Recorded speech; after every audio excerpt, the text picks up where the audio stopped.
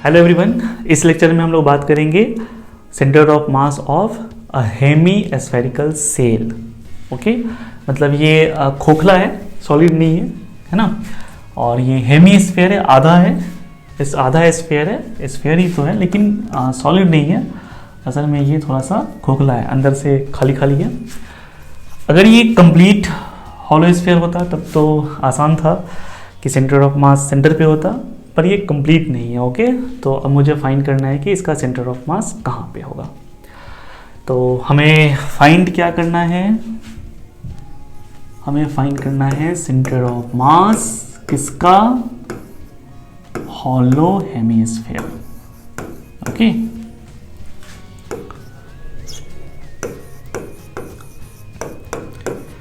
या फिर Hemy spherical shell ऐसा भी बोल सकते हैं। चलिए, अगेन आप कॉमन सेंस यूज कर सकते हो कि सेंटर ऑफ मास इसका लाई करेगा लाइन ऑफ सिमेट्री पे, यानी वाई एक्सिस पे। तो मुझे सेंटर ऑफ मास का एक्स कोऑर्डिनेट निकालने की ज़रूरत नहीं है। यहाँ एक्स कोऑर्डिनेट जो होगा वो 0 होगा। अब मुझे जानना है कि सेंटर ऑफ मास का वाई कोऑर्डिनेट क्या है। ओके, हमेशा की तरह इस बार भी हम लोग क्या करने वाले हैं, तो इस कंटिनम को, अच्छा ये हेमीस्फीयर है तो इसको हम लोग वॉल्यूम कंटिनम ना समझ के इसको हम लोग एरियल कंटिनम ही समझेंगे। और एक एरियल कंटिनम को समझा जा सकता है कि this is the combination of infinite number of linear continuum. तो अगर मैं इस हेमीस्फीयर को समझूं कि ये क्या है, तो मुझे समझ में आता है कि ये infinite number of ring, coaxial ring, समझ लो ना, infinite number of coaxial ring के मिलने से बना है। बहुत सारे रिंग कट जाएंगे इससे, ठीक है। और सारे रिंग का सेंटर आपका इसी वाई एक्सिस पे लाई करेगा। वाई एक्सिस सबका कॉमन एक्सिस होगा, ठीक है।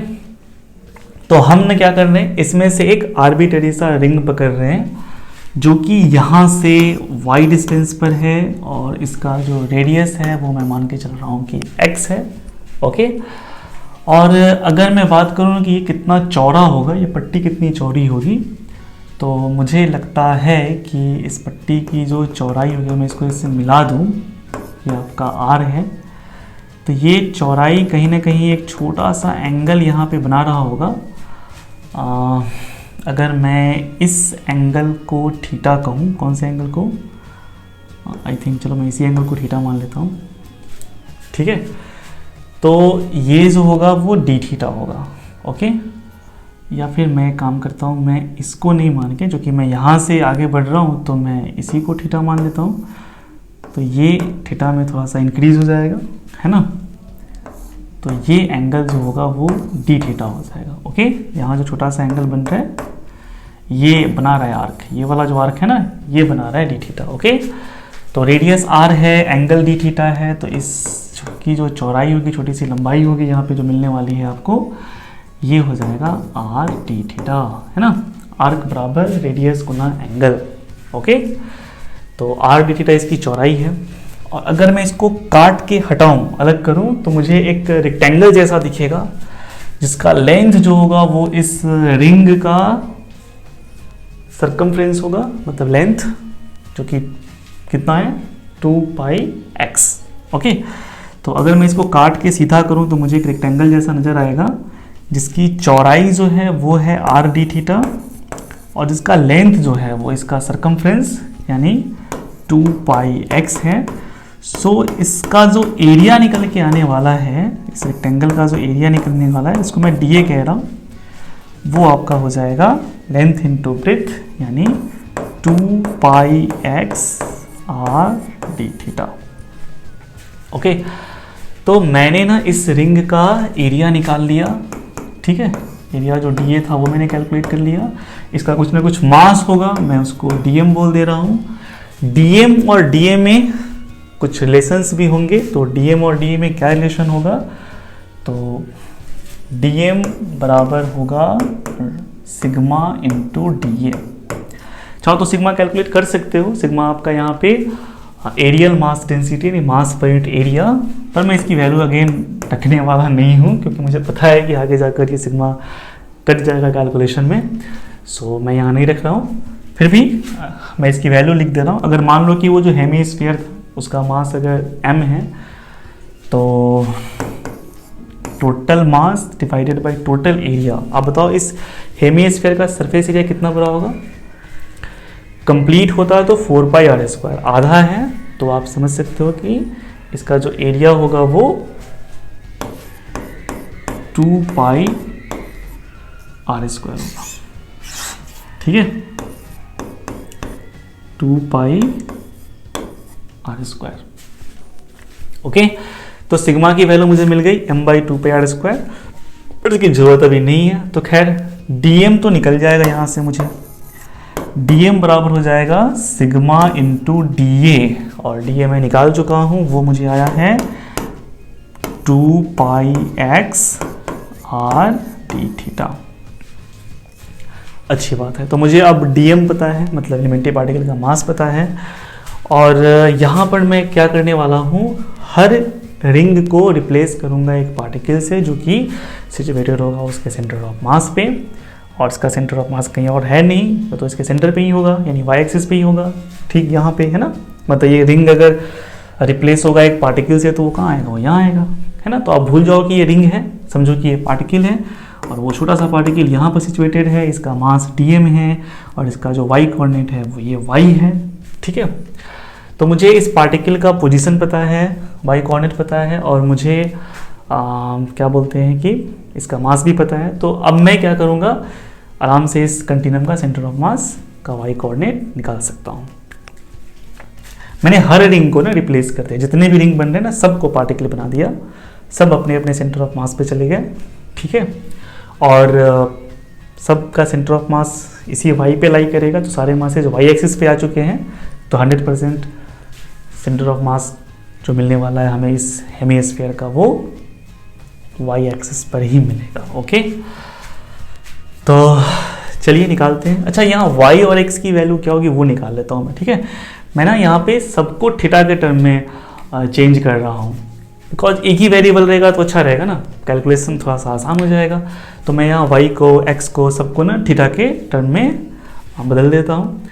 तो चलिए थोड़ी सी कैलकुलेशन करते हैं। ये आपका थीटा है, तो आप समझ गए होंगे कि ये एंगल 90 माइनस थीटा होगा, और फिर यहाँ जो एंगल बनेगा वो आपका थीटा आ जाएगा अगेन, ठीक है।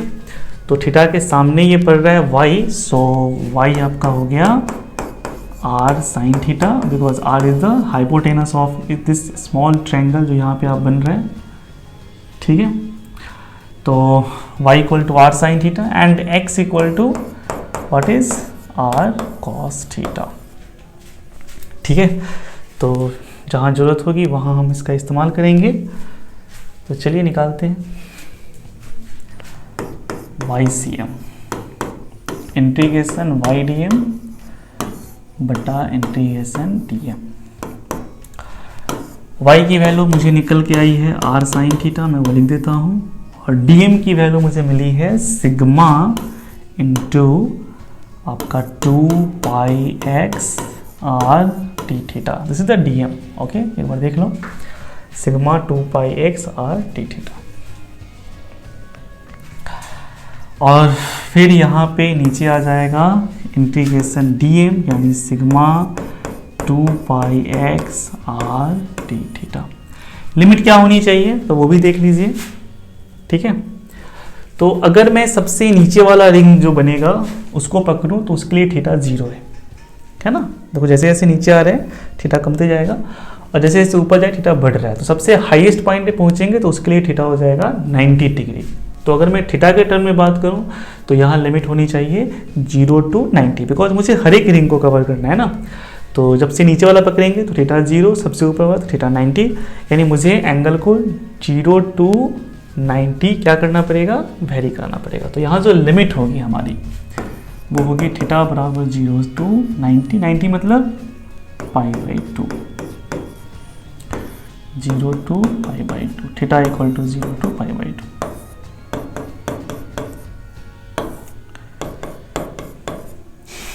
तो मैंने यहाँ पर ना x की वैल्यू जो है वो नहीं डाली, तो एक काम करते हैं हम लोग, पहले x की वैल्यू को डाल देते हैं। ओके, फिर जो करना है करेंगे। जो पहले बाहर निकल के कटने वाले ना उसको मैं हटा ही दे रहा हूँ, ठीक है। तो सिग्मा आपका बाहर निकल जाएगा, वो कट जाएगा। 2 पाई भी ऊपर में निकलेगा, नीचे में भी निकलेगा, कैंसिल हो जाएगा। फिर ये r जो है वो भी बाहर निकल के कैंसिल हो जाएगा। तो ऊपर में ना बचने क्या वाला है, वो एक r बचेगा sine theta x d theta, okay. और नीचे आपका एक्स डी थीटा होगा, ओके। बाकी सब तो कट गया ना। YCM equal to integration r sine theta x d theta बट्टा इंटीग्रेशन आपका एक्स डी थीटा, और लिमिट लगी हुई है 0 से π/2। थीटा की लिमिट है, थीटा आपका 0 से π/2 वैरी करने वाला है।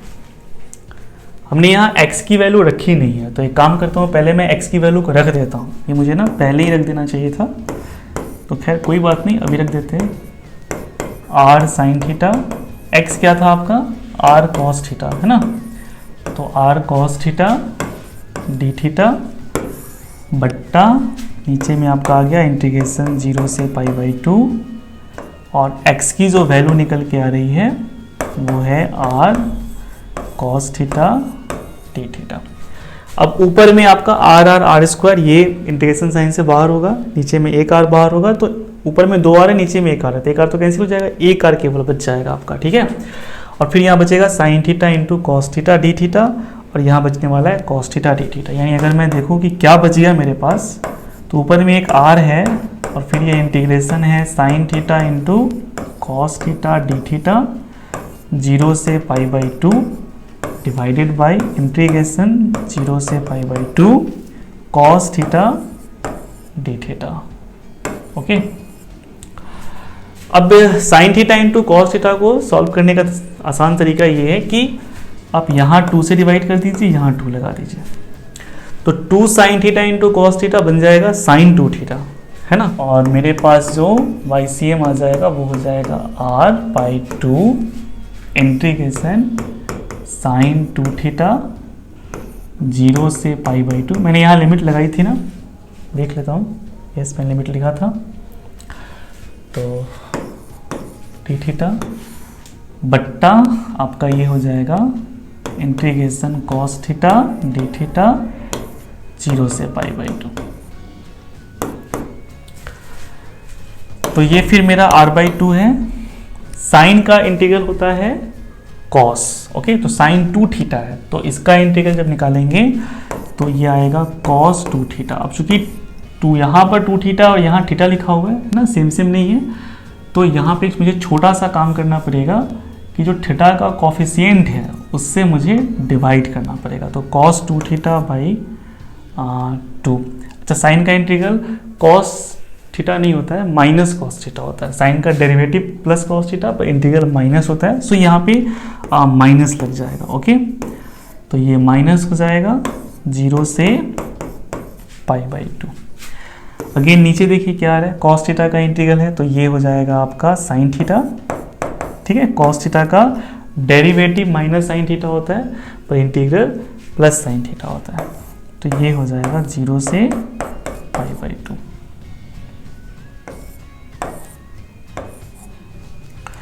ओके, तो एक बार क्या करना है, अपर लिमिट पुट करना है, फिर घटा और लोअर लिमिट पुट करना है। तो फटाफट पुट कर देते हैं हम लोग। r/2 थीटा की जगह पर π/2 डालिएगा, तो ये 2 थीटा है, तो 2 थीटा इंटू 2 इंटू π/2 यानी सीधे पाई आ जाएगा। कॉस पाई का मान -1 होता है, तो ये पहले से माइनस लगा हुआ है, तो ये माइनस माइनस प्लस हो जाएगा, तो +1/2 इसकी वैल्यू आएगी।